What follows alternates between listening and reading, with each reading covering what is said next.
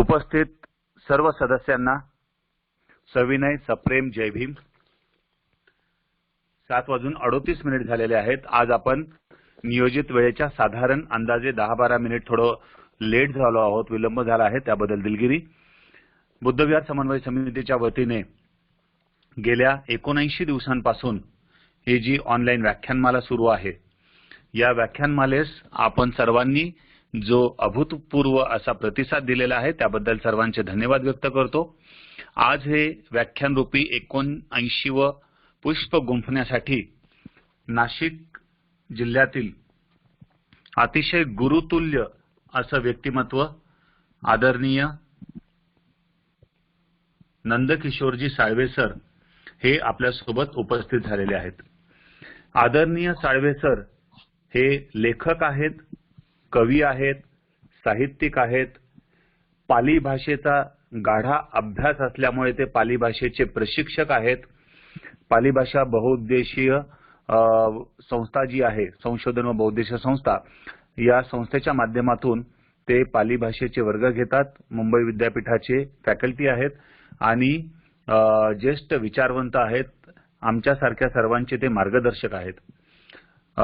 अतिशय प्रभुत्व असलेली वाणी आणि प्रचंड अभ्यास या दोन्हीच्या कॉम्बिनेशनमुळे आदरणीय साळवे सर हे नाशिक जिल्ह्यातील एक प्रतिष्ठित असे मार्गदर्शक म्हणून नावलौकिक प्राप्त व्यक्तिमत्व आहेत।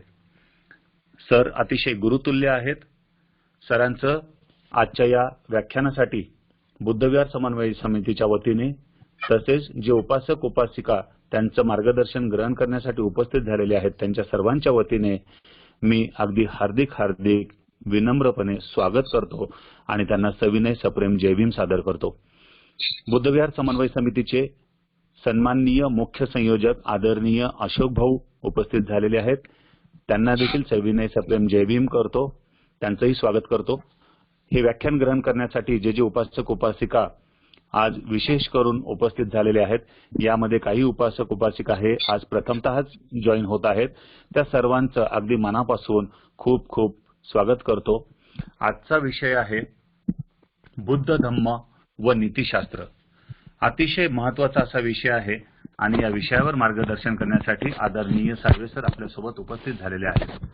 आपल्या सर्वांच्या वतीने पुनश्च त्यांचं स्वागत करतो आणि आदरणीय अशोक भाऊ यांना विनंती करतो की कृपया त्यांनी साळवे सरांचं औपचारिक स्वागत करावं, त्रिशरण पंचशील घ्यावं व आदरणीय साळवे सरांना सन्मानाने व्याख्यानासाठी पाचारण करावं। आदरणीय अशोक भाऊ।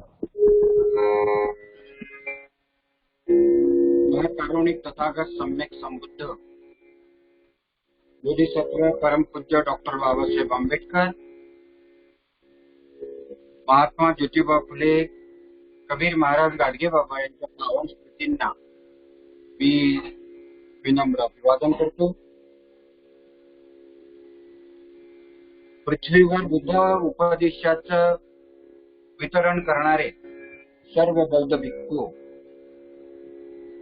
यांना हात जोडून क्षमायाचना करतो। बनते आम्हाकडून बुद्ध धम्म संघ या 3 रत्नांप्रती काही दोष घडला असेल तर आपण आम्हाला क्षमा करावी। दोन्ही हात जोडून मस्तक भूमीवर टेकवून सर्व बौद्ध भिक्खूंना पंचांग प्रणाम करतो। या 79 दिवसापर्यंत सतत वेळ देणारे, सेवा देणारे या व्याख्यानमालेचे मुख्य समन्वयक, शील सदाचार संपन्न आदरणीय प्राध्यापक उमेश पाठारे आणि आज ज्यांची आपण प्रवचन ऐकणार आहोत, व्याख्यान ऐकणार आहोत, ते बौद्धाचार्य नंदकिशोरजी साळवे आणि आपण सर्व श्रोतागण सर्वांची मी मंगल कामना करतो, सर्वांचं स्वागत करतो। वेळेचं तारतम्य लक्षात घेता आपण सर्वप्रथम त्रिशरण पंचशील घेऊया. आपण सगळ्यांनी हात जोडा.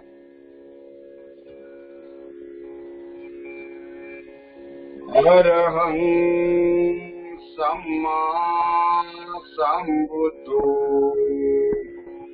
भगवा बुद्धं भगवन्तं अभिवादे.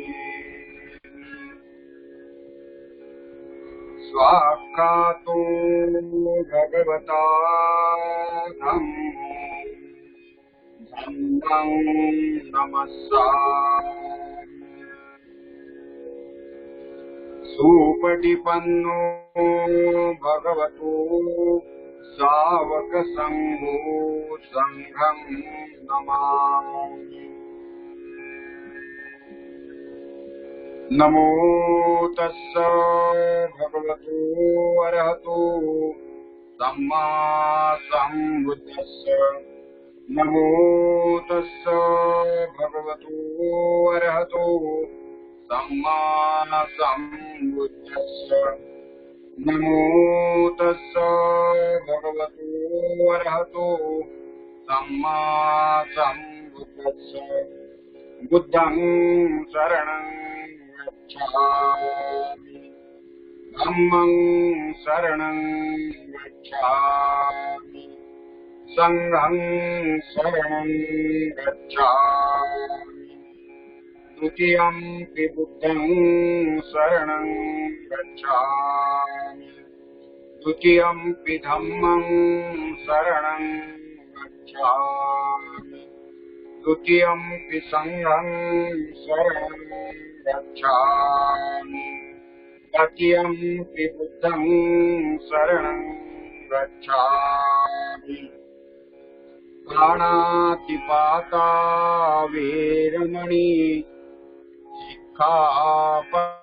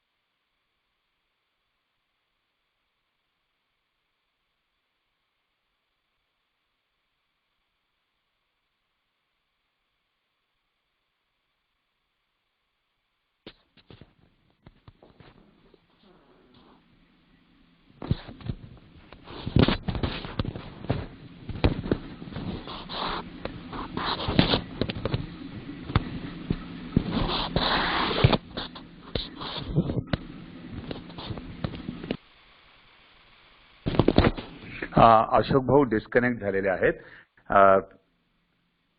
2 मिनिटं. त्यांचं ऑटोमॅटिक कनेक्शन लॉस झालेलं आहे. 1-2 मिनिटं ते कनेक्ट होतात आहे पुन्हा.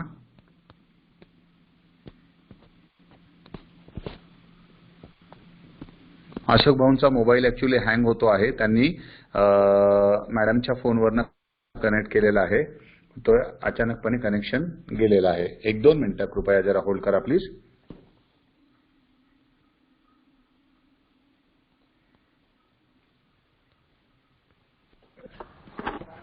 हा, साळवे सर, तुम्हाला माझा आवाज येतो आहे ना? हो हो, येतो मला येतो आवाज. हा, तुमचा देखील अतिशय क्लिअर आहे. आता हो, आवाज तुमचा अगदी क्लिअर आहे सर. अशोक बरं भाऊ बरं ऍक्च्युली अचानकपणे आले. एकच मिनिट. हा, अशोक भाऊंचं ऍक्च्युली वंदना चालू होती त्रिशरण पंचशील आणि ते डिस्कनेक्ट झाले अचानक. अच्छा एकच मिनिट, फक्त 1 मिनिट.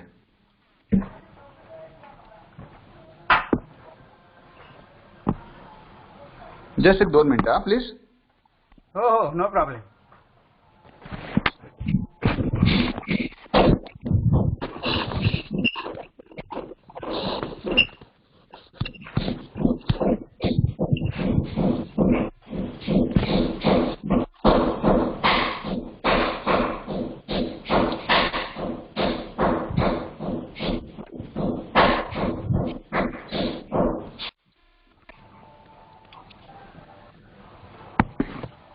हा, एक विनंती आहे, कृपया कोणीही स्वतःला अनम्यूट करू नका प्लीज.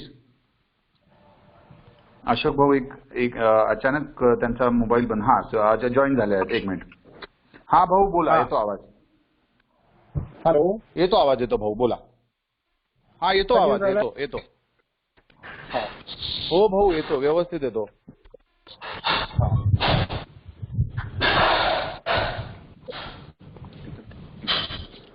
हा, गेडाम साहेब आपला माईक बंद ठेवा प्लीज. गेडाम साहेब त्रिशरण आपला पंचशील माईक पुन्हा बंद घेतो. ठेवा प्लीज. हो. ओके. तस्स भगवतो अरहतो सम्मा सम्बुद्धस्स. नमो तस्स भगवतो अरहतो सम्मा सम्बुद्धस्स. नमो तस्स भगवतो अरहतो सम्मा सम्बुद्धस्स. बुद्धं शरणं गच्छामि. धम्मं शरणं गच्छामि. संघं शरणं गच्छामि. द्वितीयं पि बुद्धं शरणं गच्छामि. द्वितीयं पि धम्मं शरणं गच्छामि. द्वितीयं पि संघं शरणं गच्छामि. तृतीयं पि बुद्धं शरणं गच्छामि. तृतीयं पि धम्मं शरणं गच्छामि. तृतीयं पि संघं शरणं गच्छामि.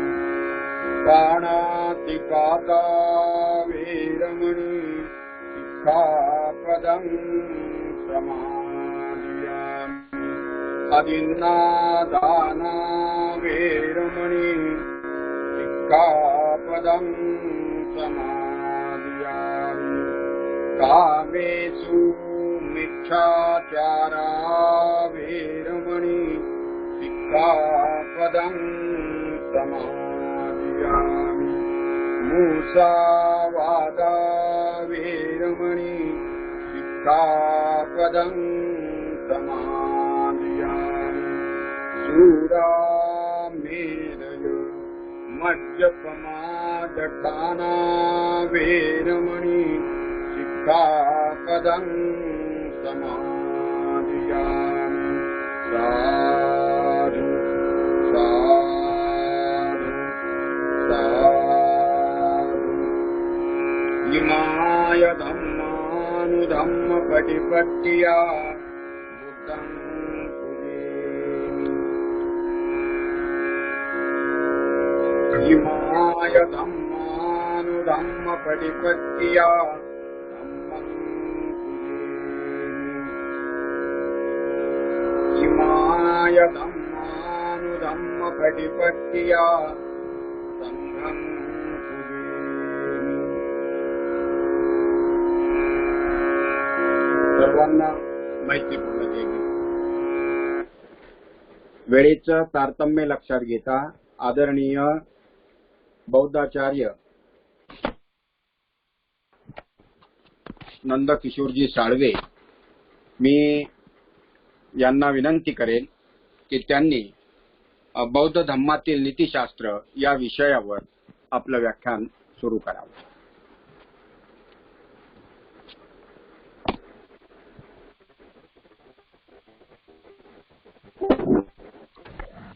हा, माझा आवाज येतो?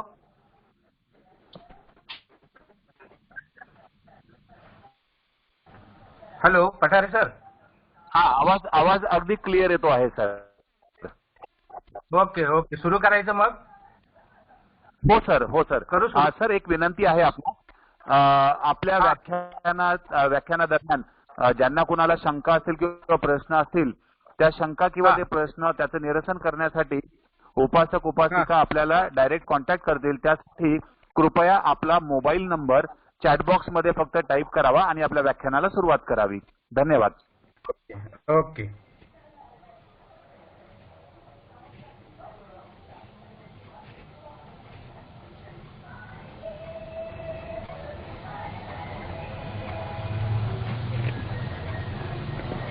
धन्यवाद सर. आपण सुरू करू शकता.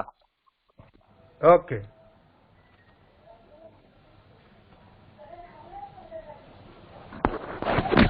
नंबर आला का? हॅलो. हो सर, हॅलो. नंबर आला सर. येस. अच्छा, हो सर, करायची सुरुवात? नंबर आला. आता आपण सुरू करू शकता. बर. हो. ओके, चला सुरू करूया मग. आवाज येतो ना? हो सर, हॅलो. आवाज व्यवस्थित येतो आहे अगदी. करू सुरुवात? हो सर, हो सर, आपण सुरू करू शकता. ओके. बर बर बर. नमो तस्स भगवतो अरहतो सम्मा संबुद्धस्स. नमो तस्स भगवतो अरहतो सम्मा संबुद्धस्स. नमो तस्स भगवतो अरहतो सम्मा संबुद्धस्स. महाकारुणी तथागत भगवान बुद्ध, परमपूज्य विश्वरत्न बोधिसत्व डॉक्टर बाबासाहेब आंबेडकर यांच्या प्रतिमांना, स्मृतींना आणि विचारांना विनम्र अभिवादन.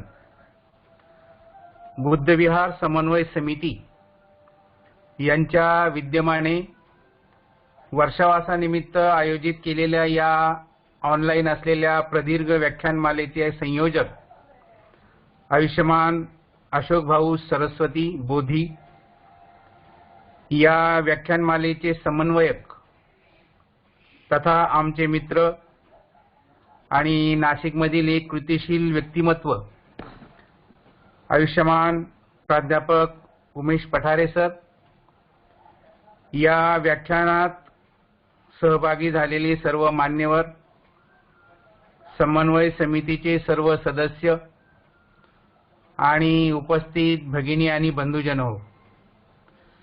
मी नाशिकहून बोलतो आहे, नंदकिशोर साळवे. आणि आज मी आपल्या समोर तथागत भगवान बुद्धांचा धम्म आणि नीतिशास्त्र या विषयाच्या अनुषंगाने बोलणार आहे. कारण आज 21व्या शतकामध्ये जेव्हा आपण जगतो आहोत, तेव्हा 21व्या शतकामध्ये जगणारा माणूस नीतिमत्ता विसरू लागलेला आहे. आपल्या असं लक्षात येईल की आजच्या युगामध्ये जगणारा माणूस हा नीतिमत्तेपासून दूर दूर जातो आहे. आणि म्हणून आज कशाची गरज आहे धम्मामध्ये, तर ते नीतिमत्तेने आचरण करण्याची, नीतिमत्ता पाळण्याची आणि नीतिमत्तेनुसार वागण्याची खऱ्या अर्थानं गरज आहे. आणि म्हणून आपण ही गोष्ट लक्षात घेतली पाहिजे की बौद्ध धम्म समजून घेत असताना धम्मातील नीतिमत्ता जी आहे, जी अधोरेखित केलेली आहे धम्मामध्ये, त्याच्याविषयीची भूमिका आपण समजावून घेतली पाहिजे. आणि ही समजावून घेत असताना मी आपल्या समोर काही मुद्दे मांडणार आहे. खरं म्हणजे बुद्ध धम्म आणि नीतिमत्ता किंवा नीतिशास्त्र हा माझा एक शोधनिबंध आहे. आणि या शोधनिबंधाची जे लिखाण मी केलेलं आहे ते तुलनात्मक संशोधन पद्धतीने केलेलं आहे. म्हणजे माझा जो शोधनिबंध आहे त्या शोधनिबंधामध्ये मी चार्वाक नीतिशास्त्र, जैन नीतिशास्त्र आणि बुद्ध नीतिशास्त्र अशी तुलनात्मक मांडणी केलेली आहे, ज्याला आपण तुलनात्मक संशोधन पद्धती म्हणतो, ज्याला CRA म्हणतो, तुलनात्मक संशोधन पद्धती. आणि त्या पद्धतीनुसार या तीनही विचारवंतांची, तीनही तत्वचिंतकांची नीती काय सांगते. जसं की आपण चारवाक नीतीमध्ये सुखवाद जो आहे हा सुखवाद समजून घेतो. महावीराच्या नीतीमध्ये मोक्ष आणि अहिंसा सांगितलेली आहे, त्यामुळे ती अहिंसा आपण समजून घेतो. आणि बुद्ध नीतीमध्ये निर्वाण तथा संपूर्ण दुःखमुक्ती सांगितलेली आहे. अशी दुःखमुक्ती आपण समजून घेत असतो. अशा पद्धतीने मी त्या शोधनिबंधामध्ये मांडणी केलेली आहे. त्याचबरोबर त्या शोधनिबंध खूप मोठा आहे. खरं म्हणजे या भारतीय नीतिशास्त्रामध्ये जे जे नीतिमत्तेविषयी विवेचन झालेलं आहे, म्हणजे भारतीय नीतिशास्त्र आहे, त्याच्यामध्ये महाभारतातलं नीतिशास्त्र आहे, त्याच्यामध्ये कृष्ण नीती सांगितलेली आहे, विदुर नीती सांगितलेली आहे, किंवा पुढे जाऊन चाणक्य नीती आपल्या सगळ्यांना माहीत आहे की ज्या चाणक्य नीतीमध्ये युद्धकलेशी संबंधित आणि राजकारणाशी संबंधित विचार मांडलेले आहेत.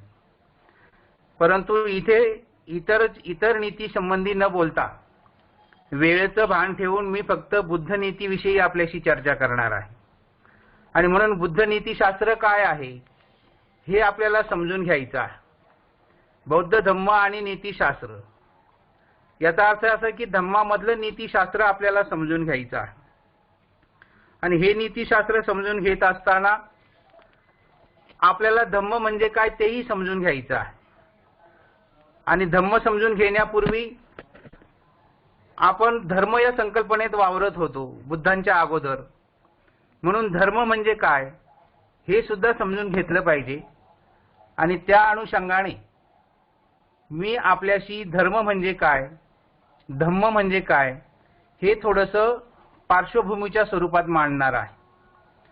आणि म्हणून पार्श्वभूमीच्या स्वरूपामध्ये हा विषय मांडत असताना मला असं आपल्या समोर नमूद करायचं आहे की मानवी उत्क्रांतीच्या काळामध्ये माणूस हा जो आहे हा आकाशाकडे पाहून हात जोडून प्रार्थना करत असे. तो पूजा अर्चा करत असताना अग्नी, जल, वायू यांची पूजा करत असे. आणि मग ही पूजा करत असताना उत्क्रांती अवस्थेतला हा जो माणूस आहे हा माणूस असा विचार करायला लागला की आपल्याला जन्माला घालणारी कोणती तरी शक्ती आहे, आपल्याला सुख देणारी कोणती तरी शक्ती आहे, आपल्याला दुःख देणारी कोणती तरी शक्ती आहे. आणि मग ही शक्ती कोणती आहे याचा जेव्हा त्याने शोध घेतला तेव्हा त्याला काही सापडलं नाही.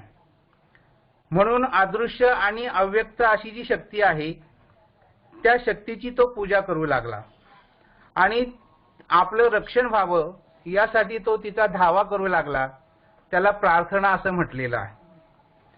या अव्यक्त शक्तीला तो प्रलोभने सुद्धा दाखवू लागला. याला नवस असं म्हटलेलं आहे. आणि त्या अदृश्य आणि अव्यक्त शक्तीला प्रसन्न करून घेण्यासाठी तिची पूजा अर्चा करू लागला. त्याला कर्मकांड असं म्हटलेलं आहे. आणि अशा प्रकारे निर्माण केलेल्या अव्यक्त शक्तीला शेवटी माणसाने देव असं नाव दिलेलं आहे. आणि अशा देवाची स्वतःच माणसाने निर्मिती केली आणि तोच शेवटी त्या देवाचा भक्त बनलेला आहे, अनुयायी बनलेला आहे. म्हणून माणसानेच धर्माची निर्मिती केली आणि तोच धर्माचा अनुयायी बनला. अशा धर्म आचरणासाठी त्याने काही नियम बनवले, काही तत्व तयार केली. परंतु माणसाचे विचार आणि माणसांचे समूह हे जसे वेगवेगळे होत गेले तसे त्यांचे धर्म सुद्धा वेगवेगळे होत गेले. आणि म्हणून असेच वेगवेगळे धर्म जेव्हा निर्माण झाले पुढे, त्या धर्माची जी तत्व निर्माण झाली ती तत्व एकमेकाला अन्यायकारक ठरू लागली असंही निदर्शनास येतं आपल्या. आणि हे सगळं घडत असताना प्रत्येक धर्म आपलं स्वतःचं अस्तित्व आणि श्रेष्ठत्व टिकवण्यासाठी काही नियम बनवू लागला. त्यालाच नीतितत्व असं म्हटलेलं आहे. पुढे याच नीतितत्वावरून रूढी निर्माण झाल्या, परंपरा निर्माण झाल्या. आणि या रूढी परंपरा त्यानुसार आचरण करण्याचं बंधन धर्मानी आपल्या अनुयायावर लादलेलं आहे. आणि म्हणून असे जे नियम तयार झाले याच नियमाला प्रत्येक धर्मामध्ये नीतिशास्त्र असं म्हटलेलं आहे. त्यानुसार प्रत्येक धर्माने आपापले धर्मग्रंथ तयार केले आणि त्यामध्ये अंतर्भूत असलेली नीती तत्वे ही आपापल्या धर्माच्या अनुयायावर बंधनकारक करण्यात आली। ही जी नीती तत्वे आहेत ही माणसाचे सद्गुण, सदाचार आणि सद्वर्तनावर अधोरेखित आहेत। परंतु सद्गुणाऐवजी माणसाचे दुर्गुण जास्त प्रभावी होत गेल्यामुळे प्रत्येक धर्म आपले वर्चस्व टिकवण्यासाठी अंधश्रद्धा पसरवू लागला, धर्म पिळवणूक करू लागला, धर्म दहशतवाद पसरवू लागला आणि त्यामुळे प्रत्येक धर्मातील नीतिमूल्य ही लोप पावत गेलेली आहेत। नीतिशास्त्रातील तत्वे केवळ धर्मग्रंथातच राहिली आणि दुसऱ्याला उपदेश करण्यापुरतीच फक्त राहिली। म्हणून आवाज येतो सर? हॅलो हॅलो हा सर, आवाज हॅलो. व्यवस्थित येतो आहे. हा, आवाज ते- व्यवस्थित येतो आहे. हा त्यांचाच माईक चालू आहे, बाकी सर्व माईक बंद आहेत. हा व्हिडिओ बंद आहे, फक्त व्हिडिओ नाही दिसला तरी तुम्हाला चालेल। जर सहज शक्य असेल तर तुम्ही व्हिडिओ चालू ठेवला तरी चालेल सर. हा ठीक आहे, ठीक आहे, ओके। तर अशा पद्धतीनं आपण हे बघत होतो की नीतिशास्त्राचा जन्म झाला ग्रंथांमधून आणि प्रत्येक धर्म आपल्या या ग्रंथामधून किंवा नीतिशास्त्रामधून आपापल्या अनुयायावर ही नीतिबंधनं लादण्याला सुरुवात केलेली आहे। आणि म्हणून अशा वेळी प्रत्येक धर्माने आपापल्या धर्माचं नीतिमूल्यांचं आणि नीतितत्वांचं आत्मपरीक्षण केलं पाहिजे, यासाठी मी हा विषय निवडलेला आहे। म्हणून धर्माचं विश्लेषण करत असताना, धर्माच्या अनुषंगाने नीतिमत्तेचं विश्लेषण करत असताना आपल्याला बुद्धाच्या पूर्व काळामध्ये जो वैदिक धर्म अस्तित्वात होता त्यामुळे ही धर्म संकल्पना कशी प्रस्थापित झालेली आहे हेही आपण थोडक्यामध्ये बघूया। म्हणजे धर्म म्हणजे काय हे जेव्हा आपण समजून घेऊ तेव्हा आपल्या असं लक्षात येतं की बाबासाहेब आंबेडकरांच्या दृष्टिकोनातून बुद्ध आणि त्यांचा धम्म या ग्रंथामध्ये जे विचार मांडलेले आहेत त्यानुसार मी या शोध निबंधामध्ये मुद्दे घेतलेले आहेत। आणि म्हणून बाबासाहेब असं म्हणतात की माणसातील परस्पर संबंधांचे नियंत्रण आणि संवर्धन करण्यासाठी जी यंत्रणा तयार केली जाते तिला समाज असं म्हणतात। आणि म्हणून हा जो समाज संकल्पना उदयास आली त्यावरून या समाज घटनेमध्ये सामाजिक मानसिकता तयार झालेली आहे आणि सामाजिक मानसिकतेतून जातीची निर्मिती होत असते आणि जातीमधून मग धर्माची निर्मिती होत असते। म्हणजे बाबासाहेबांनी या ग्रंथामध्ये पान क्रमांक 243 वर धर्म कसा प्रगत होत गेला त्याच्याविषयी 3 मुद्दे मांडलेले आहेत। पहिल्या याच्यामध्ये ते बाबासाहेब असं म्हणतात की आदी मानवाच्या प्राथमिक अवस्थेमध्ये जादू आणि चमत्कार यांना धर्म मानले गेले।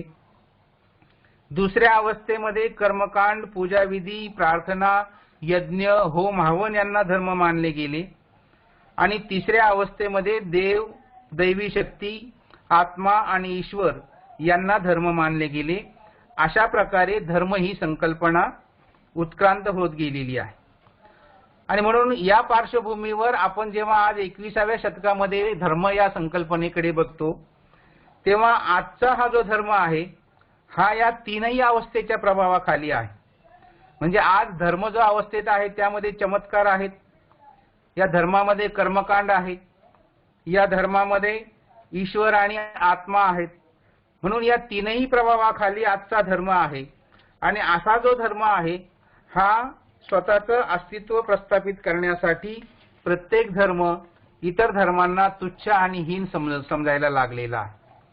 म्हणून वास्तविक धर्म हा समाजाच्या स्वास्थ्यासाठी आणि समाजाचं प्रबोधन करण्यासाठी असायला पाहिजे होतं, परंतु आजचा हा जो धर्म आहे हा माणसाला विनाशाकडे घेऊन जातो की काय अशी परिस्थिती निर्माण झालेली आहे।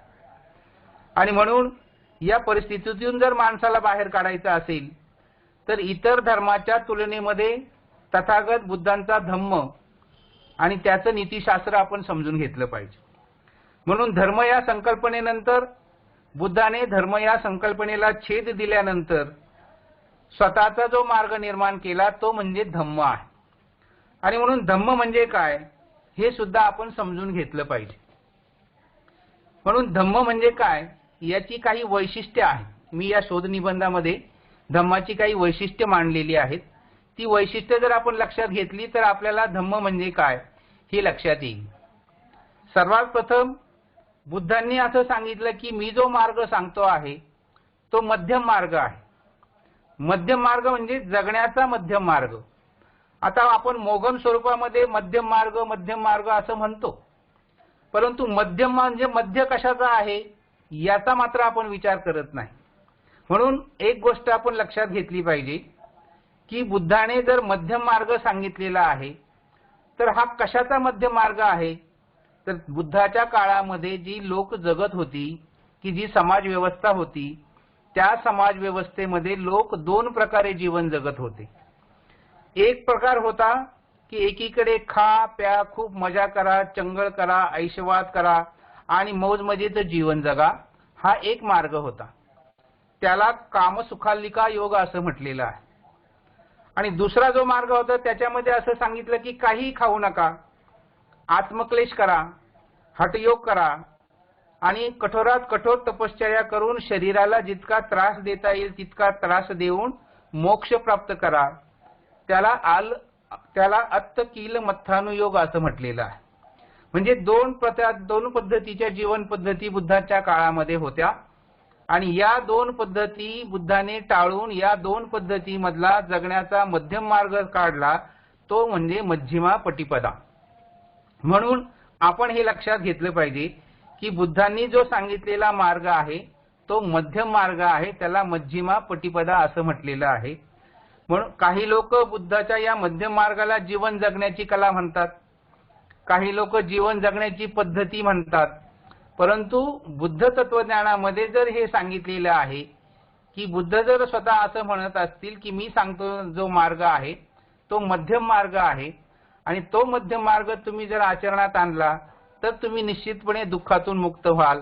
म्हणून धम्माचं जे पहिलं वैशिष्ट्य आहे ते म्हणजे धम्म हा मध्यम मार्ग आहे. धम्माचं दुसरं वैशिष्ट्य असं आहे की धम्म हा प्रारंभी कल्याणकारी आहे, मध्यभागी कल्याणकारी आहे आणि शेवटी सुद्धा कल्याणकारी आहे. चुल्लहत्ती पदोपम सुत्त नावाचं मध्यम निकायामध्ये एक सुत्त आहे आणि त्या सुत्तामध्ये सांगितलेलं आहे, सगळ्यांचं तोंडपाठ आहे ते, त्यामध्ये असं म्हटलेलं आहे की आदि कल्याणं मध्य कल्याणं पर्योसान कल्याणं. धम्म हा प्रारंभी कल्याणकारी आहे, मध्ये कल्याणकारी आहे आणि शेवटीही कल्याणकारी आहे. पण केव्हा? जेव्हा तुम्ही धम्माचं आचरण करायला प्रारंभ कराल तत्क्षणी तो फळ देणारा आहे, अकालिको आहे, तात्काळ फळ देणारा आहे आणि म्हणून हा प्रारंभी कल्याणकारी आहे. या धम्मामध्ये तुम्ही जसे पकत जाल, या धम्मामध्ये जसे तुम्ही तापत जाल, तपश्चर्या कराल, अध्ययन कराल, त्यानुसार आचरण कराल, प्रत्यक्ष कृतीत आणाल, तेव्हा हा मध्यभागी सुद्धा कल्याणकारी आहे. आणि अशा पद्धतीनं जीवन आचरण करत असताना तुम्ही जर भिक्षू झालात तर शेवटपर्यंत तुम्ही मग थेर झाला, स्थविर झाला, पुढे अनेक प्रकारच्या त्या स्टेप्स आहेत, त्याच्यानुसार शेवटी सुद्धा हा धम्म कल्याणकारी आहे. हे धम्माचं दुसरं वैशिष्ट्य आहे. धम्माचं तिसरं वैशिष्ट्य असं आहे की धम्म हा सुआख्यात आहे. सुआख्यात म्हणजे चांगल्या पद्धतीनं, साध्या सोप्या पद्धतीनं समजून सांगितलेला आहे. स्वाखातो भगवता धम्मो म्हणजे धम्म हा चांगल्या पद्धतीने समजावून सांगितलेला आहे. तो तर्कसंगत पद्धतीने समजून सांगितलेला आहे, तो विज्ञानावर आधारलेला आहे, तो बुद्धिप्रामाण्यवादी असल्यामुळे पटकन समजणारा आहे आणि म्हणून धम्माचं तिसरं वैशिष्ट्य असं आहे की धम्म हा सुआख्यात आहे. धम्माचं चौथं वैशिष्ट्य असं आहे की धम्म हा प्रत्यक्ष अनुभूतीवर आधारलेला आहे. अनुभूतीवर आधारलेला म्हणजे एही पस्सिको, या आणि पहा. पहा म्हणजे डोळ्याने पहा असं नव्हे, तर मनाने अनुभव घ्या, शरीराने अनुभव घ्या आणि प्रत्यक्ष त्याचा अनुभव घेतल्यानंतर तो स्वीकारा. अशा पद्धतीने धम्म हा प्रत्यक्ष अनुभूतीवर आधारलेला आहे. हे धम्माचं चौथं वैशिष्ट्य आहे. धम्माचं पाचवं वैशिष्ट्य असं आहे की धम्मामध्ये आचार्य मुठ्ठी नाही. धम्माच्या पार्श्वभूमीवर इतर धर्माचा जर तुम्ही अभ्यास केला तर प्रत्येक धर्मामध्ये गुरु हातचं एक राखून ठेवत असतो आणि तो सगळंच ज्ञान आपल्या शिष्यांना किंवा विद्यार्थ्यांना देत नाही. म्हणून या पार्श्वभूमीवर जेव्हा धम्माची वैशिष्ट्ये आपण बघू लागतो तेव्हा आपल्या असं लक्षात येतं की धम्मामध्ये आचार्य मुठ्ठी नाही. बुद्धांनी 45 वर्ष उपदेश केला आणि 45 वर्ष आपल्याला जे ज्ञान प्राप्त झालेलं आहे त्याची मुक्तपणे उधळण केलेली आहे. म्हणून धम्मामध्ये आचार्य मुठ्ठी नाही. धम्माचे सर्व संस्कार जे आहेत, धम्माचा जो उपदेश आहे तो अतिशय उघडपणे सांगण्याची आपल्यामध्ये पद्धत आहे. कारण हा जो धर्म आहे हा सर्वसामान्यांसाठी आहे, बहुजनांसाठी आहे, बहुजनांच्या कल्याणासाठी आहे, बहुजनांच्या हितासाठी आहे. म्हणून धम्मामध्ये आचार्य मुठ्ठी नाही हे धम्माचं 5वं वैशिष्ट्य आहे. धम्माचं 6वं वैशिष्ट्य असं आहे की धम्म हा बहुजन हिताय आणि बहुजन सुखाय आहे.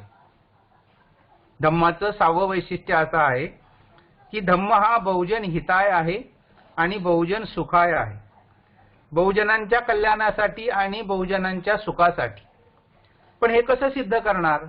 अनेक लोक हे सांगून थांबतात, परंतु याच्या पाठीमागे जेव्हा आपण शोध घेतो की खरोखर बहुजन हिताय, बहुजन हिता सुखाय आहे, हे कसं सिद्ध होईल, यासाठी बाबासाहेबांचा क्रांती आणि प्रतिक्रांती हा जो ग्रंथ आहे याच्यामध्ये एक प्रसंग नमूद केलेला आहे.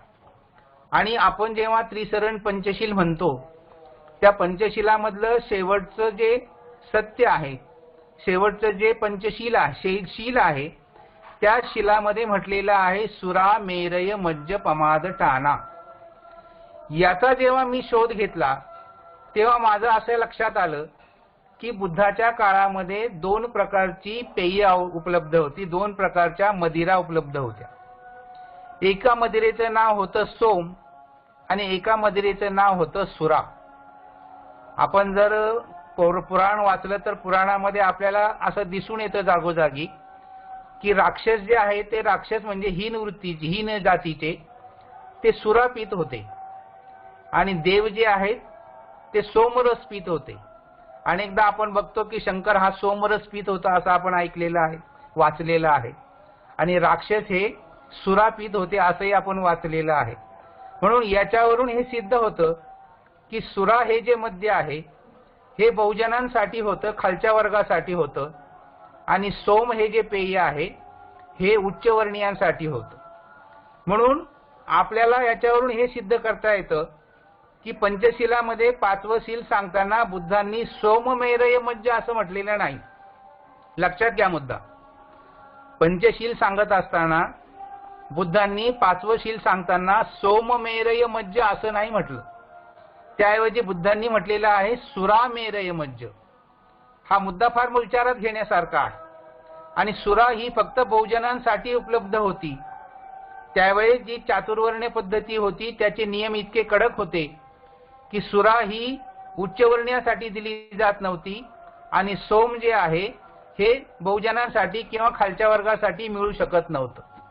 म्हणून अशा पद्धतीने जेव्हा आपण या प्रसंगाकडे बघतो तेव्हा आपल्या असं लक्षात येतं की बुद्धांनी हेतुपुरस्सर सुरा मेरय मज्ज असंच म्हटलेलं आहे आणि ते बहुजनांसाठीच म्हटलेलं आहे. म्हणून बुद्धांचं जे तत्व आहे, बुद्धांचं जे नीती तत्व आहे, बुद्धांचं जे नीतिशास्त्र आहे ते बहुजनांसाठी होतं. धम्म हा बहुजनांसाठी होतं हे यावरून सिद्ध होतं.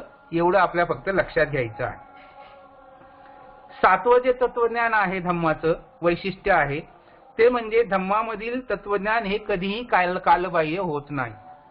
जे पूर्वी होतं ते आजही आहे आणि जे आज आहे ते उद्याही असणार आहे. ते कधीही लोप पावत नाही. ही गोष्ट आपण लक्षात ठेवायची आहे.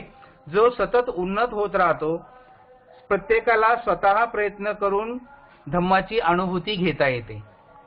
आपण बघतो की बुद्धाच्या काळामध्ये अनेक लोक निर्वाण अवस्थेला पोहोचले, अनेक लोक अरहंत अवस्थेला पोहोचले, अनेक लोक बोधिसत्व अवस्थेला पोहोचले.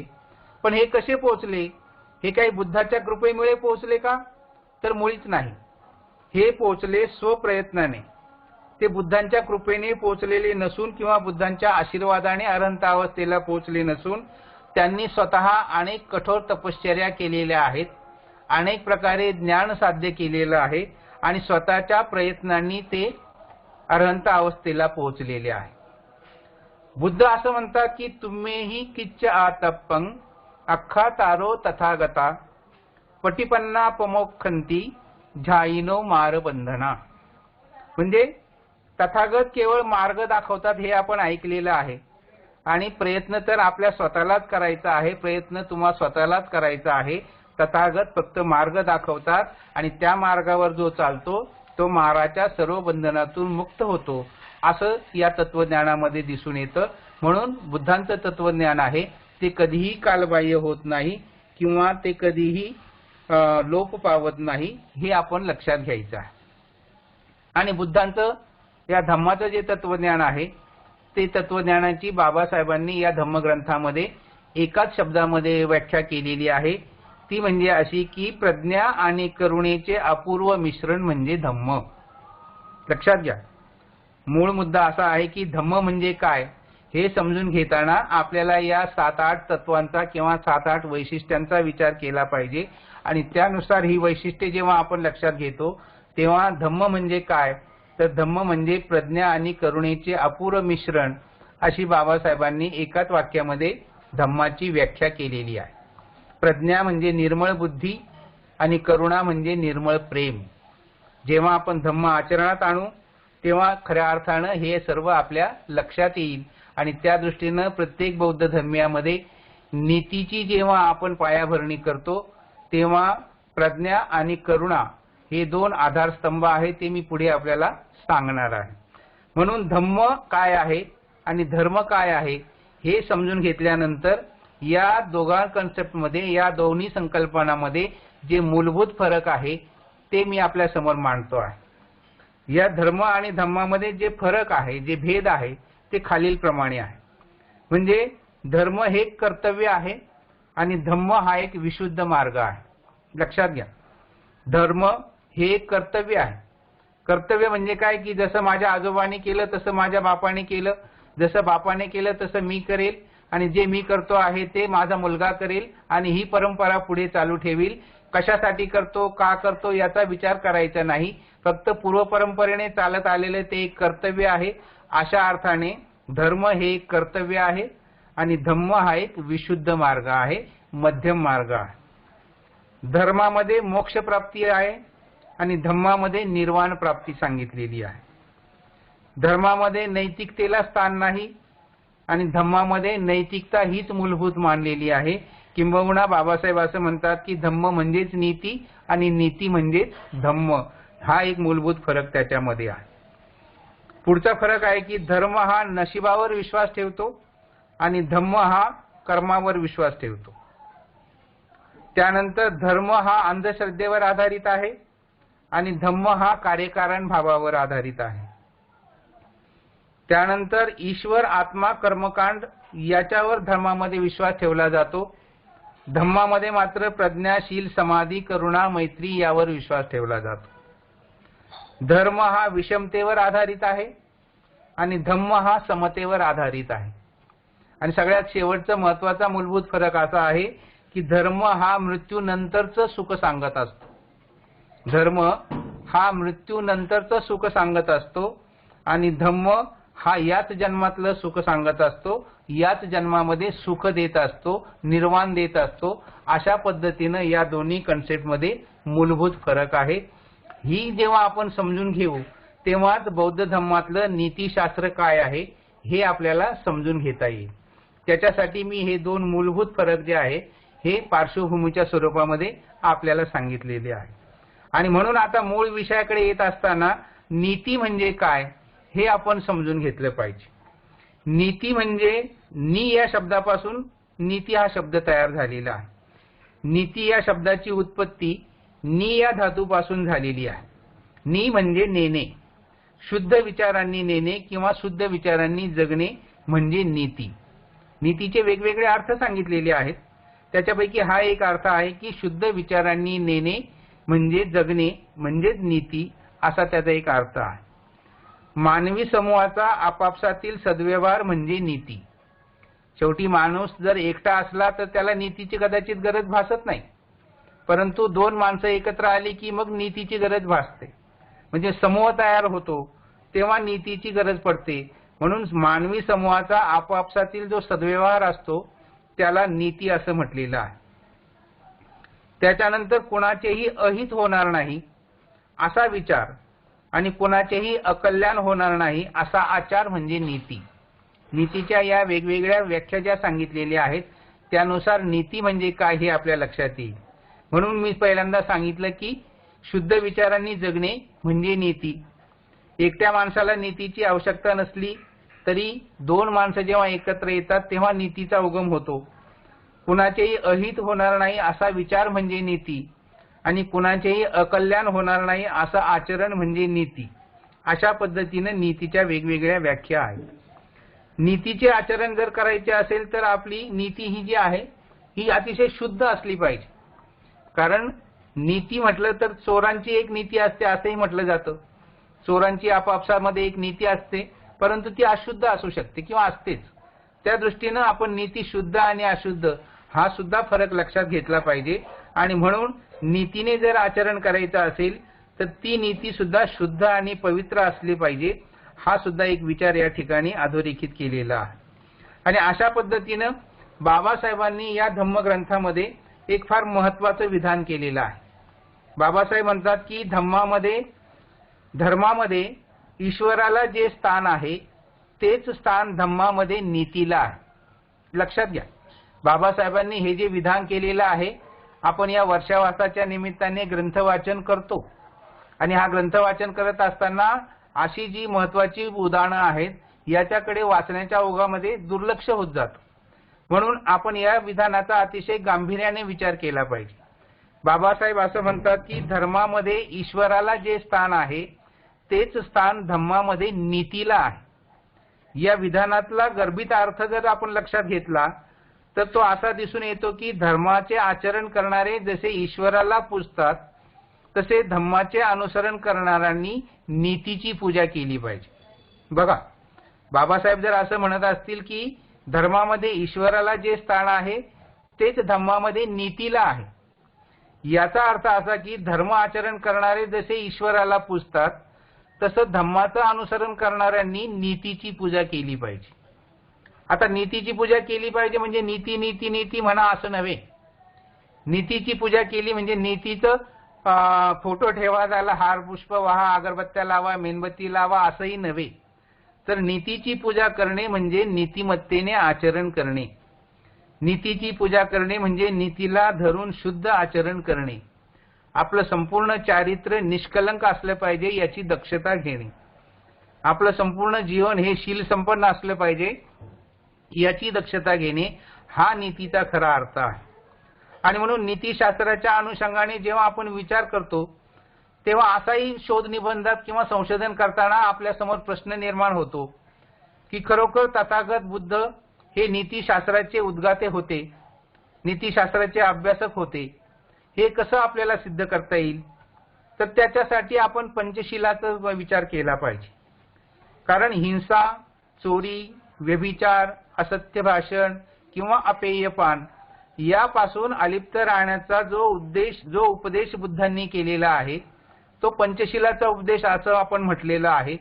आणि हा संपूर्ण उपदेश नीतीशी संबंधित आहे. बघा, पंचशिलाचं आचरण हे नीतीशी संबंधित आहे. आणि म्हणून बुद्धांनी जर या पंचशिलाचा उपदेश केलेला आहे याचाच अर्थ असा होतो की बुद्ध हे नीतीशास्त्राचे अभ्यासक होते, नीतीशास्त्राचे उद्गाते होते.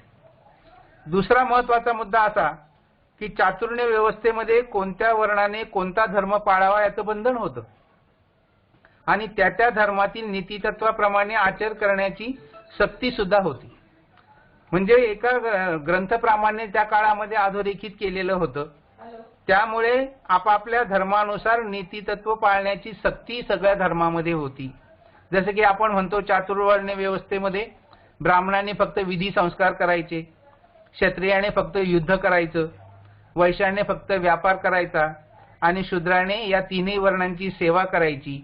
हे नीतितत्व ठरलेलं होतं आणि त्याच्यानुसार आचरण करण्याची सक्ती केली जात होती.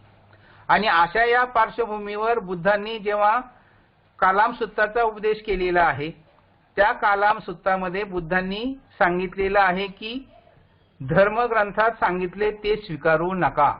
बघा, चातुर्वर्णेचा प्रभाव इतका प्रचंड असताना त्या काळामध्ये बुद्धांचं असं सांगणं, ज्या काळामध्ये धर्मग्रंथ हे प्रमाणभूत मानले जात होते, वेदासारखे जे धर्मग्रंथ होते ते ईश्वराने निर्माण केले आहे, त्याच्यात हस्तक्षेप करू नये, त्याची चिकित्सा करू नये, त्याच्या विरोधात कोणी बोलू नये, असा कठोर कायदा असताना बुद्धांनी त्या काळामध्ये जेव्हा असं सांगितलेलं आहे की धर्मग्रंथात जे सांगितलं त्याचा स्वीकार करू नका.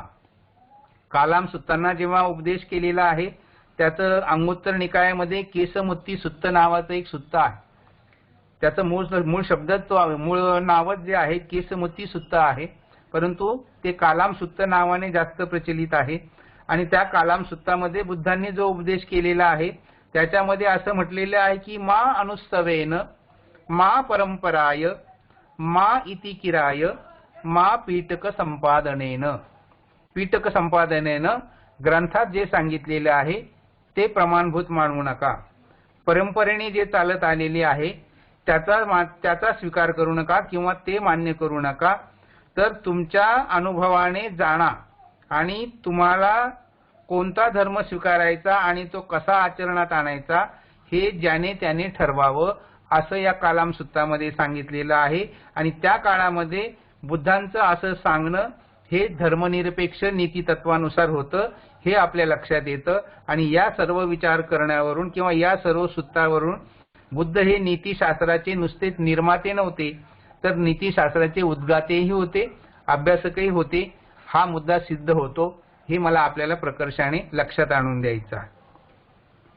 धर्म स्वीकारण्याची कोणावरही सक्ती न करणे हा नीतिशास्त्राचा केंद्रबिंदू आहे. नीतिशास्त्रामध्ये असं म्हटलेलं आहे, प्रत्येक धर्माचं नीतिशास्त्र आहे. मुळात नीतिशास्त्राचा बेसच असा आहे की कोणावरही धर्म स्वीकारण्याची सक्ती करता कामा नये. नीतिशास्त्रामध्ये खरं म्हणजे धर्मनिरपेक्षता आहे, धर्मसहिष्णुता आहे, निधर्मी वृत्ती आहे, पुरोगामी विचार आहे आणि सर्व धर्म समभाव सुद्धा आहे. आणि त्यानुसार या सगळ्या विचारसरणीचा नीतिशास्त्रामध्ये समावेश होतो. त्याचप्रमाणे धर्मपंथ, जात वंश, वर्ण वर्ग, देश प्रांत, लिंग आणि भाषा यांच्यामध्ये भेद न करणे, एकमेकांप्रती द्वेष न करणे, सतत कुशल कर्म करणे, या गोष्टींचा सुद्धा नीतिशास्त्रामध्ये समावेश होतो, हेही आपण लक्षात घ्यायचं आहे. आता तथागत बुद्धांचा नीतिशास्त्र जो आहे त्या नीतिशास्त्रावर जेव्हा आपण विचार करतो तेव्हा तथागत बुद्ध हे धर्मनिरपेक्ष वृत्तीचे की सहिष्णू वृत्तीचे होते, असाही प्रश्न काही विचारवंतांनी मांडलेला आहे किंवा निर्माण केलेला आहे. म्हणून धर्मनिरपेक्षता म्हणजे काय आणि धर्मसहिष्णुता म्हणजे काय याचाही विचार करणं नीतिशास्त्राच्या अनुषंगाने क्रमप्राप्त ठरतं. म्हणून आपण असं समजून घेऊया की निरपेक्षता या शब्दाचा अर्थ जर समजून घ्यायचा असेल तर आपल्याला असं म्हणता येईल की कोणतीही इच्छा अपेक्षा न ठेवता कर्म करीत राहणे म्हणजे निरपेक्षता. निस्वार्थ हेतूने काम करीत राहणे म्हणजे निरपेक्षता. पक्षपात शून्यतेची भावना बाळगून कर्म करणे म्हणजे निरपेक्षता. किंवा आपल्याला असंही म्हणता येईल की कोणा एकालाच प्राधान्य न देता प्रत्येक धर्माचे स्वातंत्र्य अबाधित राखणे म्हणजे निरपेक्षता होय. त्यामुळे निरपेक्षता आणि सहिष्णुता या शब्दांचे प्रयोजन जेव्हा धर्माच्या अनुषंगाने केले जाते तेव्हा धर्मनिरपेक्षता म्हणजे कोणत्याच धर्माचा विचार न करणे, कोणत्याच धर्मावर भाष्य न करणे, कोणत्याच धर्माचा अंगीकार न करणे, असाही धर्मनिरपेक्षतेचा एक अर्थ निघू शकतो. मग जर कोणत्याच धर्माचे विचार करायचा नसेल, कोणत्याच धर्माचा स्वीकार करायचा नसेल, तर मग बौद्ध धर्माचा तरी का करायचा, असाही एक संशोधकाच्या मनामध्ये प्रश्न निर्माण होऊ शकतो. आणि तो जर प्रश्न निर्माण झाला तर आपण त्याचं उत्तर असं देऊ शकतो की धर्माच्या नीतिशास्त्रात आणि धम्माच्या नीतिशास्त्रामध्ये जे काही पॅरामीटर्स आहेत, जे काही निष्कर्ष आहेत, त्या निष्कर्षाचा विचार केला पाहिजे. जे निकष आहेत त्या निकषामध्ये धर्माच्या बाबतीमध्ये जेव्हा आपण विचार करतो तेव्हा धर्माचे जे निकष आहेत त्याच्यामध्ये अलौकिकता आहे, आस्तिकता मान्य केलेली आहे, अवतार ही संकल्पना मान्य केलेली आहे, विषमता तर धर्मामध्ये आहेच, कर्मकांड सांगितलेलं आहे आणि कर्मठपणा सुद्धा सांगितलेलं आहे. हे धर्माचे निकष आहेत बघा. या पार्श्वभूमीवर आपण जेव्हा विचार करतो की धर्माचे हे जे निकष आहेत, हे निकष कसे सक्तीचे आहेत, कसे बंधनकारक आहेत, त्याचा जर एखाद्या उदाहरणाच्या माध्यमातून जर आपण विचार समजून घ्यायचा प्रयत्न केला तर आपल्या असं लक्षात येईल की ब्राह्मणाने मुंज केल्याशिवाय तो ब्राह्मण होत नाही, त्याची ओळख निर्माण होत नाही. मग ब्राह्मणाने शेंडी ठेवली पाहिजे, ब्राह्मणाने कर्मकांड केले पाहिजे, ब्राह्मणाने जानव परिधान केलं पाहिजे. ही सक्ती ब्राह्मणी धर्मामध्ये आहे, हे लक्षात घ्या. ब्राह्मणी धर्मामध्ये सांगितलेलं आहे की तुझी ओळख निर्माण व्हायची असेल तर तुझी मुंज झाली पाहिजे, तू जानव परिधान केलं पाहिजे, तू कर्मकांड केलं पाहिजे आणि तू शेंडी ठेवली पाहिजे. म्हणजे ब्राह्मणी धर्म हा सक्ती करतो आचरणाची. आणि विशेष असं आहे या बाबतीमध्ये की इतर धर्माच्या माणसाला तसं करण्याची मनाई आहे. म्हणजे आपण आजकाल हिंदू ही संकल्पना मान्य जर केली तर हिंदू संकल्पनेमध्ये ब्राह्मण आणि इतर सगळे 18 पगड जाती येतात, ते सगळे स्वतःला हिंदू समजतात. परंतु वैशिष्ट्य असं आहे की हिंदूमध्ये ब्राह्मण फक्त जानव घालू शकतो, इतर लोक मात्र जानव घालू शकत नाही. त्यामुळे इतर माणसाला तसं करायला मनाई आहे. हे ब्राह्मणी धर्माची मर्यादा आहे, ब्राह्मणी धर्माचं एक वेगळेपण आहे, ते इतर धर्माला लागू पडत नाही. म्हणजे ब्राह्मणी धर्म सुद्धा संकुचित आहे, त्याचे जे काही निकष आहे ते त्याच्यापुरते मर्यादित आहे. त्याच्या बाहेर दुसरा माणूस जाऊ शकत नाही किंवा त्याच्यामध्ये दुसरा माणूस समाविष्ट सुद्धा होऊ शकत नाही. अशा पार्श्वभूमीवर मुस्लिम धर्माची जर तुम्ही बघितलं तर मुस्लिम धर्माची ओळख त्या माणसाची सुनता झाल्याशिवाय ठरत नाही. म्हणजे मुस्लिम धर्मामध्ये सुनता केली तरच तो मुसलमान धरला जातो, त्याने मिशी काढली पाहिजे पण दाढी ठेवली पाहिजे तरच तो मुस्लिम समजला जातो, त्याने मशिदीत जाऊन नमाज पढला पाहिजे तरच तो मुस्लिम समजला जातो, आणि त्याने डोक्यावर टोपी घातली पाहिजे, त्याचा एक विशिष्ट पेहराव असला पाहिजे, ही त्याच्या धर्मामध्ये सक्ती केली जाते. पण ब्राह्मण माणूस तसं करू शकत नाही. ब्राह्मण माणूस मशिदीमध्ये जाऊ शकेल का? नाही जाऊ शकणार. ब्राह्मण माणूस डोक्यावर टोपी घालूनच मशिदीमध्ये जाईल का? नाही जाऊ शकणार. तर अशा पद्धतीने ज्याच्या धर्माची एक बंधनं घातलेली असल्यामुळे ते धर्म निरपेक्ष नाहीत, हे आपल्याला लक्षात घ्यायचं आहे. इतर धर्माचा माणूस तसं करू शकत नाही. ख्रिस्ती धर्माचं सुद्धा तसंच आहे. म्हणजे ख्रिस्ती माणसाचा बाप्तिस्मा झाल्याशिवाय त्याला ख्रिश्चन म्हणत नाहीत. त्याने दर रविवारी चर्चमध्ये गेलं पाहिजे, त्याने कन्फेक्शन केलं पाहिजे. पण मुस्लिम आणि ब्राह्मण माणूस मात्र तसं करू शकत नाही. म्हणजेच मुस्लिम माणूस शेंडी ठेवू शकत नाही, ब्राह्मण माणूस सुनता करू शकत नाही आणि ख्रिश्चन माणूस जानवं घालू शकत नाही, कारण धर्माने त्यांच्यावर तशी बंधनं घातलेली आहेत. त्याच्यामुळे या धर्मांची जी नीती तत्व आहेत ती धर्मनिरपेक्ष नाहीत, हे मला प्रकर्षाने आपल्यासमोर या निमित्ताने मांडायचं आहे. मुद्दा लक्षात घ्या. त्या धर्माची नीती तत्व जी आहेत ती त्याच्यापुरती मर्यादित असल्यामुळे ती निरपेक्ष नाहीत, हे आपल्याला सिद्ध करायचं आहे. आणि त्याच्यासाठी आपण हे सांगतो आहोत की अशा पार्श्वभूमीवर जेव्हा तुम्ही तथागत बुद्धांची धर्माची संशोधन कराल किंवा तथागतांनी आपल्या धर्मामध्ये असं कोणतंही बंधन घातलेलं नाही. इतर धर्मामध्ये जशी बंधनं घातलेली आहेत आणि ती दुसऱ्या धर्मीय माणसाला ती पाळता येऊ शकत नाही, त्याच्यावर त्या मर्यादा आहेत. त्या पार्श्वभूमीवर जेव्हा बुद्ध धर्माचा आपण अभ्यास करतो तेव्हा आपल्या असं लक्षात येतं की बुद्धांच्या धर्मामध्ये असं कोणतंही बंधन घातलेलं नाही. कोणत्याही धर्माचा माणूस असो, कोणत्याही जातीचा माणूस असो, तो धर्मामध्ये येऊ शकतो. कोणत्याही वृत्तीचा माणूस धर्मामध्ये प्रवेश करू शकतो. म्हणजे अंगुलीमालाने सुद्धा धम्मामध्ये प्रवेश केलेला आहे, डाकू असून सुद्धा. त्यामुळे धम्मामध्ये भगवान बुद्धांनी असं कुठलेही बंधन घातलेलं नाही, हे आपल्या असं लक्षात येईल. अगदीच म्हणजे एक बोलकं उदाहरण जर आपल्याला या निमित्ताने समजून घ्यायचं ठरलं तर धम्माचा प्रचार प्रसार कोण करू शकतो, किंवा धम्माची तत्व ही किती निरपेक्ष आहेत, किंवा बौद्ध धम्म हा कसा धर्मनिरपेक्ष आहे, हे समजून घेण्यासाठी एक प्रचलित उदाहरण मी या ठिकाणी मांडू इच्छितो.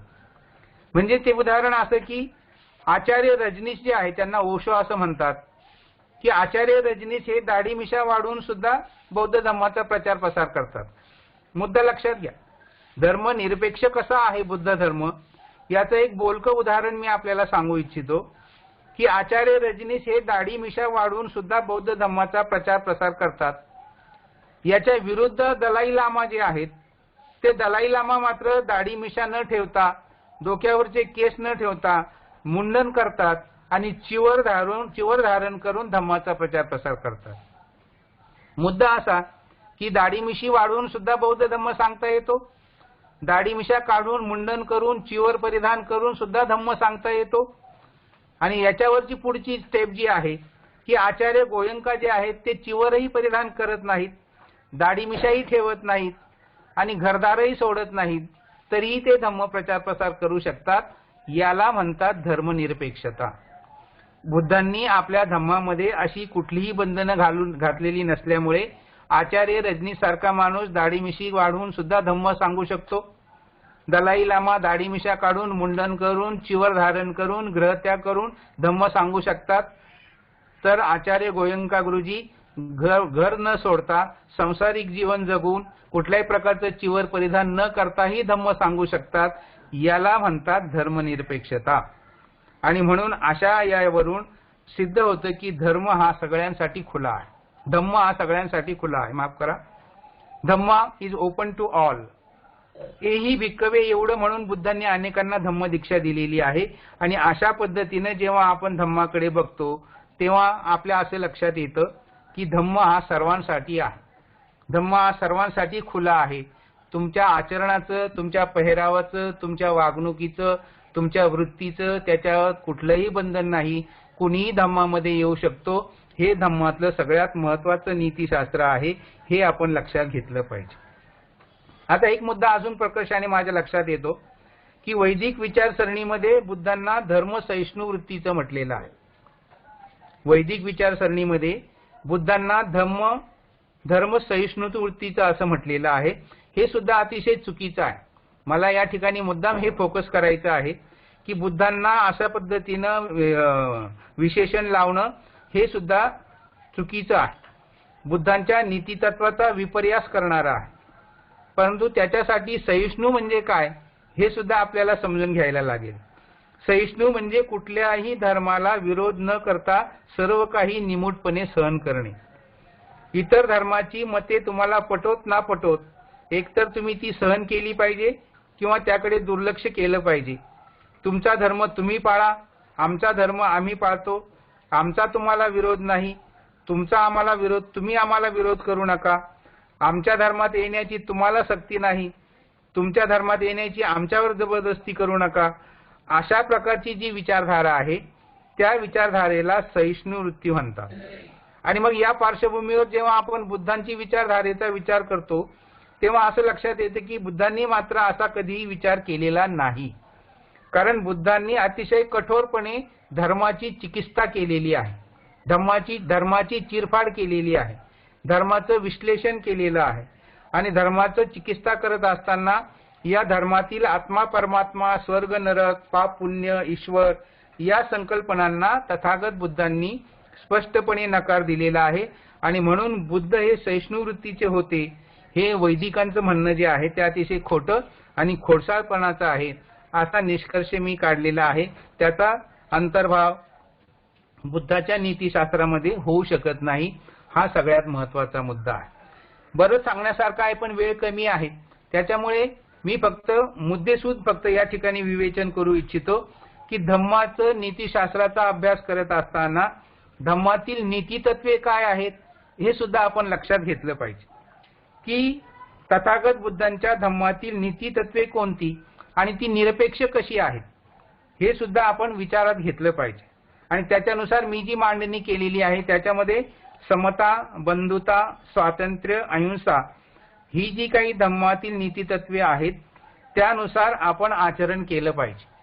परंतु हे आचरण कशाच्या आधारे करायचं, कशाच्या साहाय्याने करायचं, तर फरक आपण इथे लक्षात घेतला पाहिजे की समता, बंधुता, स्वातंत्र्य, अहिंसा ही नीतितत्वे आहेत आणि ती साध्य करण्यासाठी शील, समाधी, करुणा, मैत्री ही साधनं दिलेली आहेत. बघा, ही टूल्स आहेत, ही अवजारं आहेत, आपण त्याची गल्लत करतो.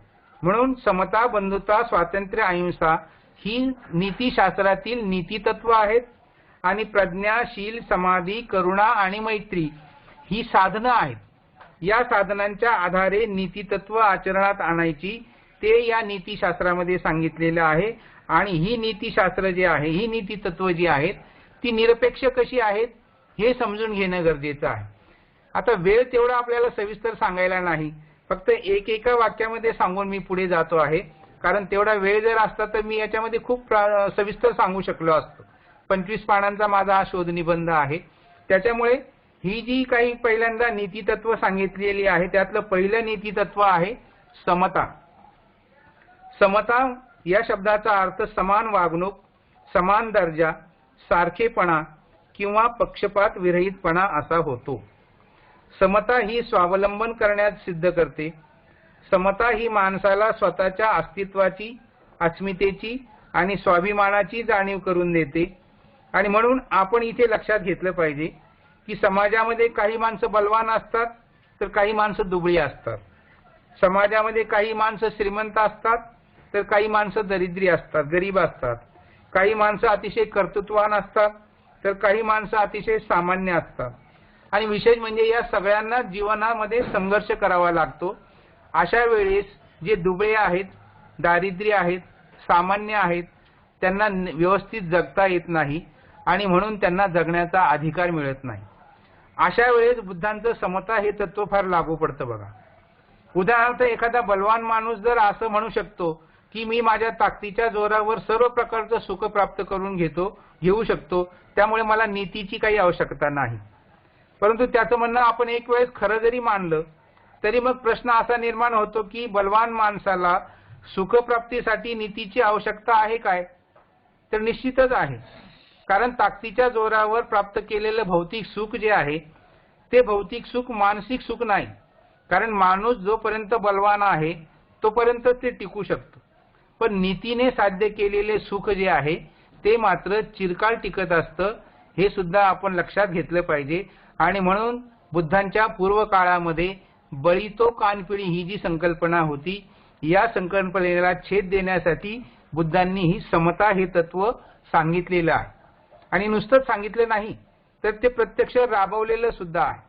म्हणून बुद्धांनी असा उपदेश करून केवळ थांबले नाहीत, तर आपला उपदेश ऐकण्यासाठी बुद्धांनी ब्राह्मणाबरोबर आपल्या समोर शूद्रांना सुद्धा बसवलेलं आहे. राजासोबत त्याच्या सेवकाला सुद्धा बसवलेलं आहे. उच्चकुलीन राणीसोबत गणिकेला सुद्धा बसवलेलं आहे.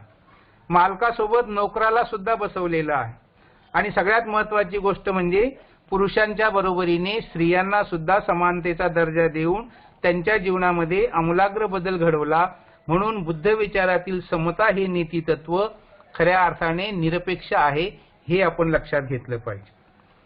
दुसरं जे तत्व आहे ते आहे बंधुता. परस्परातील आदरभाव म्हणजे बंधुता. एका माणसाने अनेकांच्या कल्याणाची अपेक्षा बाळगणे म्हणजे बंधुता.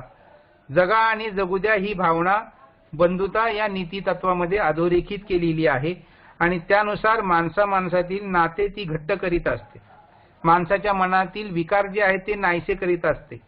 म्हणून माणसाने माणसाचा द्वेष करू नये हे या बंधुता या नीतितत्वाखाली अधोरेखित केलेलं आहे. इतर धर्मातलं जर तुम्ही नीतितत्व बघितलं त्यांच्यातही बंधुता सांगितली जाते, परंतु ती फक्त धर्मग्रंथापुरती मर्यादित आहे. उदाहरणार्थ मुस्लिम धर्मामध्ये एवढे दहशतवादी का निर्माण होतात?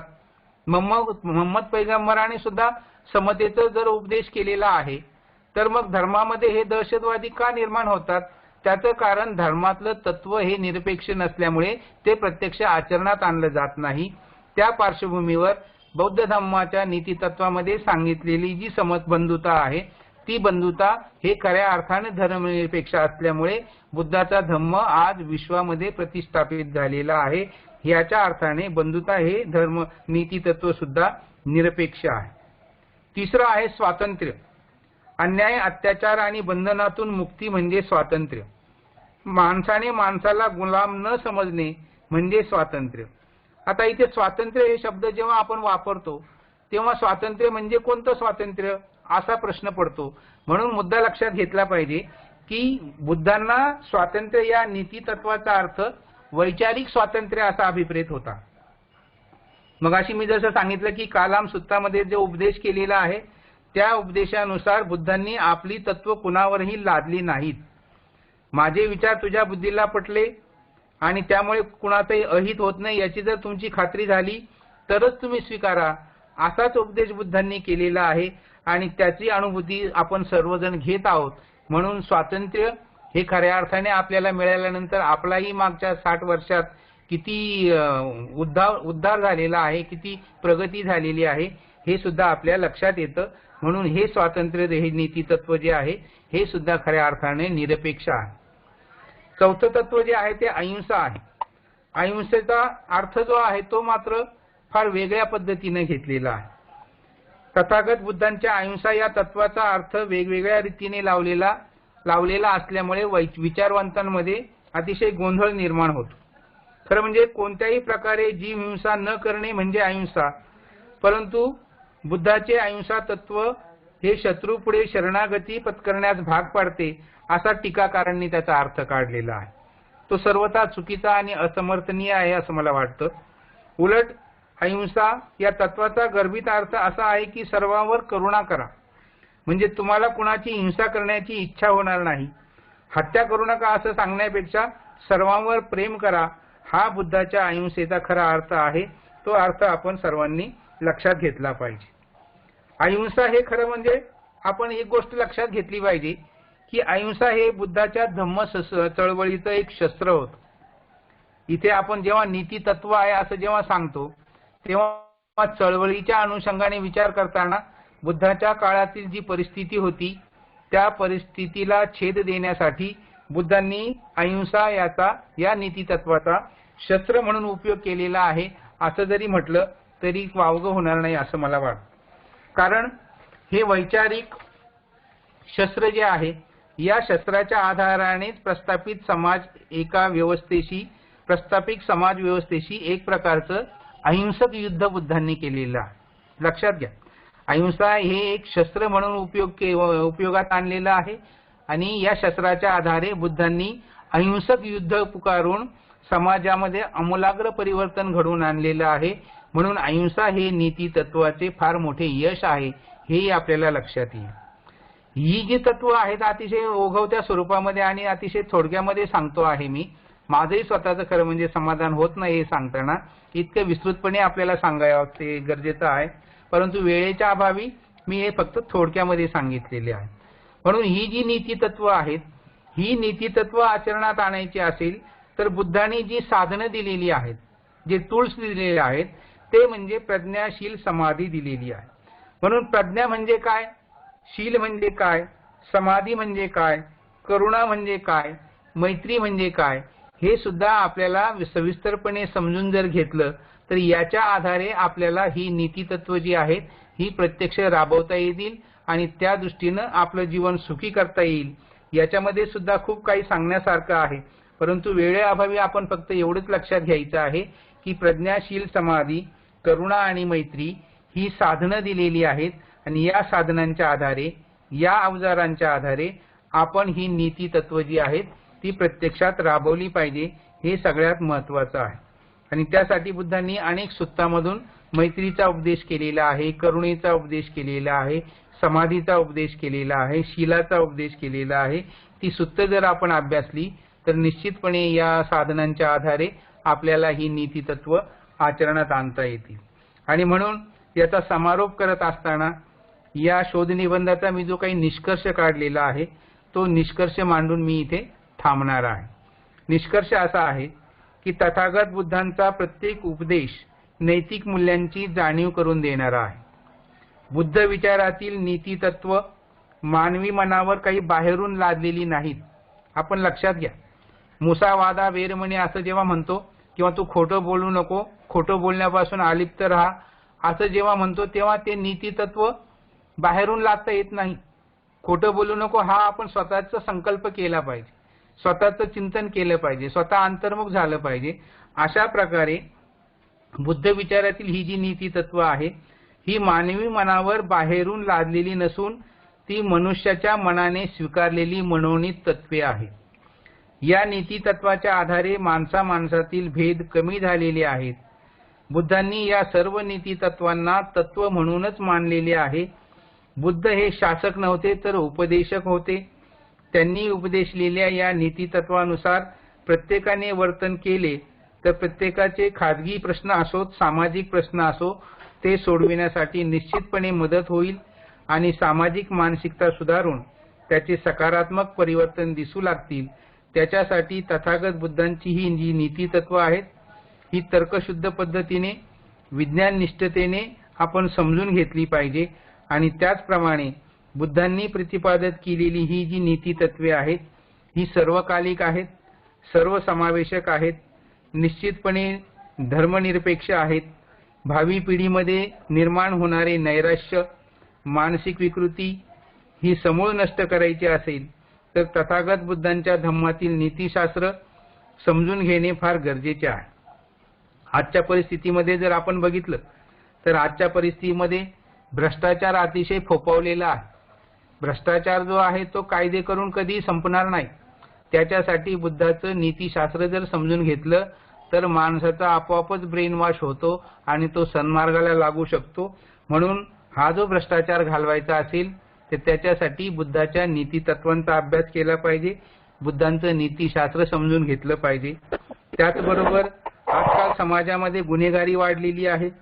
चोरी, हत्या, आत्महत्या, सार्वजनिक दंगली हे सर्व जर थांबवायचं असेल तर त्याच्यासाठी केवळ कायदे करून उपयोग नाही तर एकमेकांच्या प्रती माणसाचं मन निर्मळ असलं पाहिजे, प्रेमळ असलं पाहिजे, मैत्री भावनेने भरून आलं पाहिजे. यासाठी तथागत बुद्धांच्या धम्मात सांगितलेले नीतिशास्त्र जे आहे, नीती तत्व जी आहेत, जी साधनं आहेत, यांच्या आधारे समुपदेशन करून माणसामध्ये प्रेम निर्माण करून माणसाला निर्वाण प्राप्त जर झालं किंवा होता आलं तर तोच खरा या बुद्ध विचारांचा विजय ठरेल असं मला वाटतं. आणि म्हणून भगवान बुद्धांचं नीतिशास्त्र समजून घेणे ही आजच्या काळामध्ये काळाची गरज आहे. त्याच्या दृष्टीने या नीतिशास्त्राकडे आपण सर्व बघावं आणि अभ्यासकांनी जरूर या विषयाचा अभ्यास करावा एवढीच फक्त मी अपेक्षा करतो. आणि माझे विचार या ठिकाणी मांडण्याची बुद्ध विहार समितीने मला संधी दिली त्याबद्दल आयोजकांचे आभार मानतो आणि या ठिकाणी थांबतो. धन्यवाद. जय भीम. साधू साधू साधू. खूप खूप धन्यवाद सर. आपणास वेळ झाला ना बराच. त्याला आपण आपले मनापासून धन्यवाद व्यक्त करतो. ओके. तरी देखील आपले श्रोते उपस्थित आहेत या सर्व उपासक करतो. अशोक भाऊंना विनंती कृपया मंगल मैत्री आणि सर कृपया ऑन करावा. आहे त्यांनी तसं चॅटबॉक्स मध्ये मेसेज टाकलेला आहे. काय टाकलेलं आहे ऐकू नाही आलं सर मला. साळवे सरांना बघण्याची. अच्छा. हा, माझ्याकडे तो जरा कॅमेराचा काहीतरी प्रॉब्लेम झाला. आता मी केलेला आहे ओपन. आता मी दिसत असेल कदाचित सर्वांना. बरं. ओके. Thank you sir. तुम्हाला दिसतो का मी आता? नाही सर.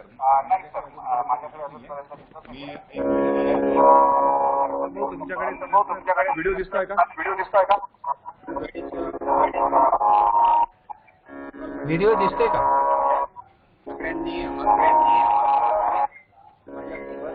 नाही सर. नाही व्हिडिओ नाही का?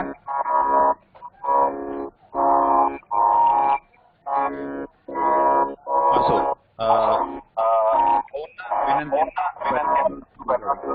प्रॉब्लेम या लिंकला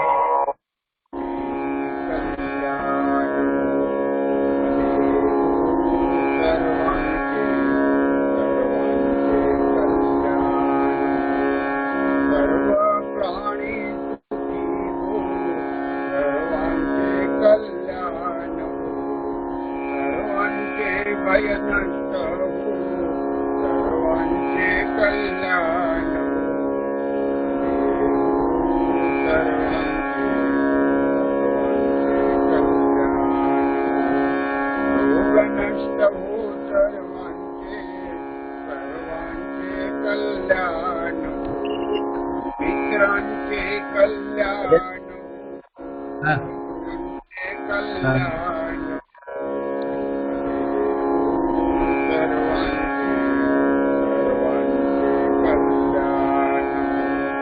सन्मार्गाने चालूने सर्वांचे कल्याण, सद्बुद्धी ये सर्वांना सर्वांचे कल्याण, भले सर्वांचे कल्याण. कोणी दुःखी असू नये सर्वांचे कल्याण, सुखात राहो पशुपक्षी सर्वांचे कल्याण,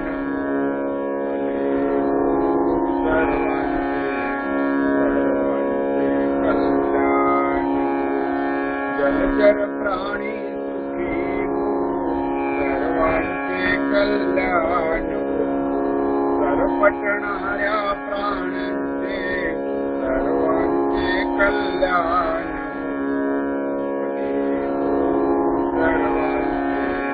सर्वांचे कल्याण. पाळीव प्राणी मात्रांचे सर्वांचे कल्याण, जंगली प्राणी मात्रांचे सर्वांचे कल्याण, सर्वांचे कल्याण. दृश्य प्राणी मात्रांचे सर्वांचे कल्याण, अदृश्य प्राण्यांचे सर्वांचे कल्याण,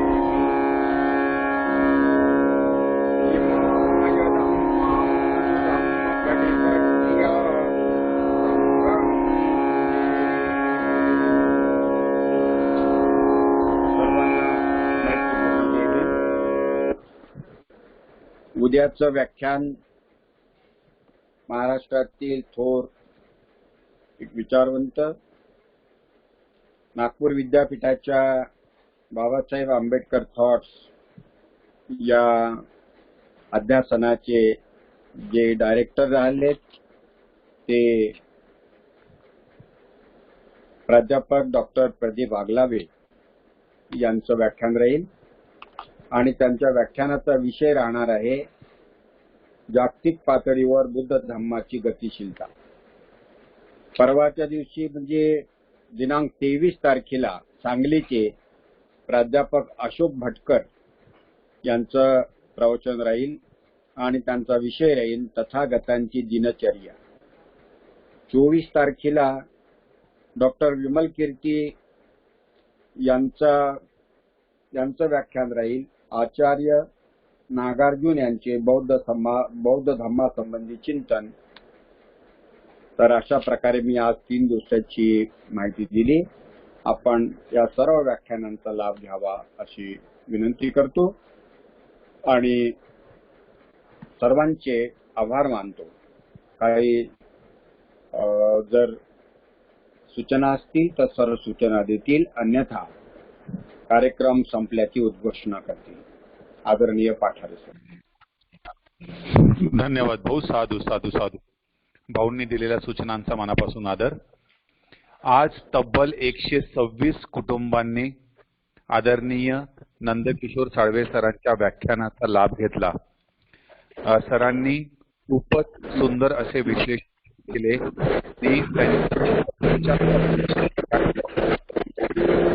फुल भरून सर आपणास अनेक कॉम्प्लिमेंट्स या ठिकाणी मिळालेले आहेत. त्या सर्व कॉम्प्लिमेंट्स आपल्यापर्यंत पोहोचले. आपला नंबर ऑलरेडी आपल्यासोबत बुद्धविहार समन्वय समितीतून आपण आणि जे सादर करत केलं त्याबद्दल आनंद व्यक्त केले. अगदी मनापासून खूप खूप धन्यवाद व्यक्त करतो. तर मी अशोक धन्यवाद व्यक्त करतो. जे उपासिका सहभागी झाले त्यांचे धन्यवाद व्यक्त करतो. सर्वांना सविनय उद्या भेटूया नियोजित व्याख्यानासाठी सायंकाळी 7:30 वाजता. कृपया मोठ्या संख्येने सहभागी व्हावे याचे नम्र आवाहन. थांबतो. सविनय. जय भीम.